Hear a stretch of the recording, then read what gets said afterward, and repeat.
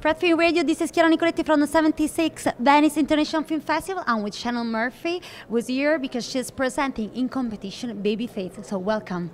Thank you very much. First of all, thank you so much for making us so emotional this morning. We really needed that, and I mean from the audience point of view and the press. So how would you define Babyteeth? I mean, it's a love story, it's a family story, it's coming of age, it is painful, it's funny, it's ironic. I mean, that was a pretty good description. I guess it's actually a very difficult film to describe because often if you talk about a lot of the elements in it, it sounds like many films you've seen before, but it's really not. I think for me it's like a heightened dysfunctional family drama. But it's also a very intense love story between Miller and Moses, and at the same time it's also a very complicated relationship between a young girl who's an only child, which is a very powerful relationship with your parents, and how that's shifting and how that's causing her parents' heartache because all they want to do is cocoon her and all she wants to do is fly away. So how did you find the right balance? I mean, that's life. The balance that there's in the film is a balance of life, where you laugh and the moment afterwards you're crying. I mean, but how did you find it cinematically speaking? I think it was something we were constantly thinking about. Always, how do you have the duality in every moment, and how do we just stay really honest to it? Because of course, great humor comes from being truthful, and same with the drama. And so all of us who made it, we're very open and free, have quite a goofy sense of humor. So we played a lot on set. We were very generous to one another, and what I often do with the actors is I give myself quite a few options, because obviously when you're making a film like this and you're trying to balance all those elements, you need to know that you have many things to play with in the edit. So I do direct quite quickly, and I get them to change things a lot for me at times, and that helps so that then when I'm cutting it, I can get the balance right. I can change a moment that was funny into something more serious because I always have the options, and then balance it out like that. How did you choose the approach to give visually and musically speaking? Because these are one of the two best things in the film.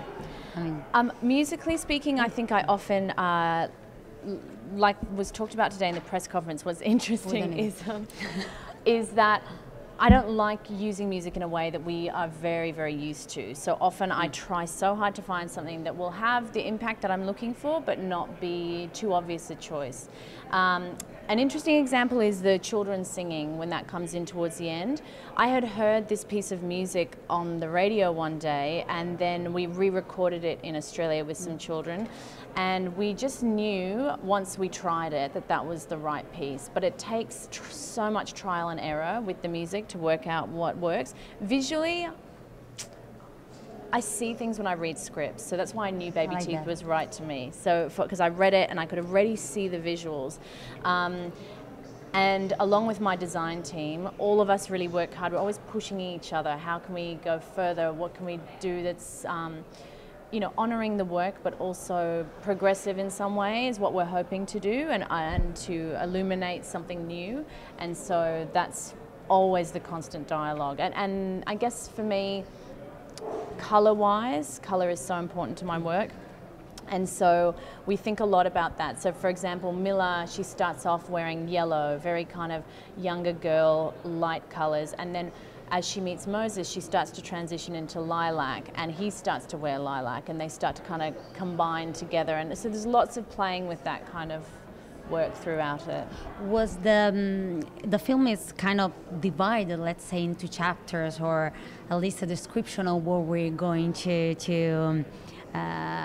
what we're going to look at, and was this division into the play, into the script? I mean, how was that? Because nothing is let's say, I don't know how to explain it. You don't expect it to end like that. You don't expect, even, you know, the end is not the end, and the goodbyes are not goodbyes, and the love with around them and among them is not when you think it will be. again, so much of that is beautifully written into the script, but what we played with the titles, so the titles, I actually went back and read the play. I'd never seen the play, but I read it, and Rita had beautiful titles in the play. So when I read the screenplay, the titles weren't there, and a lot of them, they do a similar thing to what they do in the film. Sometimes they just say the obvious, we are here. Sometimes they evoke a new idea. Sometimes they say a feeling. And I didn't want to put too many rules around what they were doing. They were just doing what the film needed in those moments. And so that was definitely from the play. That's what we took from. Yeah. Thank you so much, Shannon. Thanks for having me. For being with us, for talking about Babyteeth screening here in competition. Thank you for being so much of a representative of the women directors here. Thanks for having me. And this is Chiara Nicoletti from the 76th Venice International Film Festival for Fred, the Festival Insider.